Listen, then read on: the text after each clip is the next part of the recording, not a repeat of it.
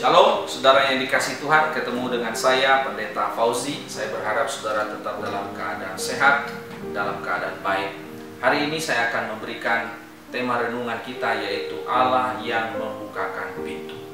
Saya yakin setiap ruangan yang kita punya pasti ada pintu. Setiap rumah pasti ada pintu. Kalau misalnya tidak ada pintu, maka kita tidak akan bisa masuk. Dan mungkin juga kita, dan sudah pasti kita tidak akan bisa keluar dari rumah tempat kita tinggal. Hal yang sama juga dialami oleh bangsa Israel. Mereka sedang berada dalam keadaan terkurung.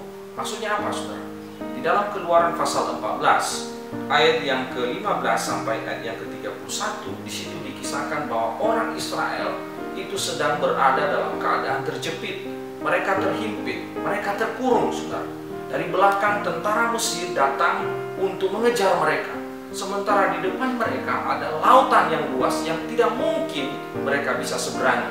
Dan sementara di sebelah kiri dan di sebelah kanan mereka ada padang pasir yang gurun yang luas. Bagaimana mereka bisa keluar dalam situasi yang terjepit seperti itu? Di dalam ayat yang ke-15 dan di dalam ayat yang ke-16 di situ dikatakan, berfirmanlah Tuhan kepada Musa, mengapa engkau berseru-seru demikian kepadaku? Katakanlah kepada orang Israel supaya mereka berangkat, dan engkau angkatlah tongkatmu dan ulurkanlah tanganmu ke atas laut dan belahlah airnya, sehingga orang Israel akan berjalan dari tengah-tengah laut ke tempat yang kering. Ketika bangsa itu terkurung, ketika tidak ada pintu-pintu yang terbuka, Allah datang.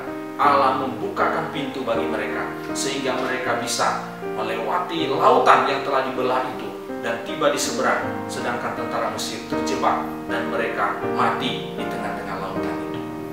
Jemaat yang dikasih Tuhan, hari-hari ini kita mungkin sedang berada dalam keadaan terpuruk, kita kejepit, kita berada dalam keadaan yang susah dan berada dalam keadaan yang sulit.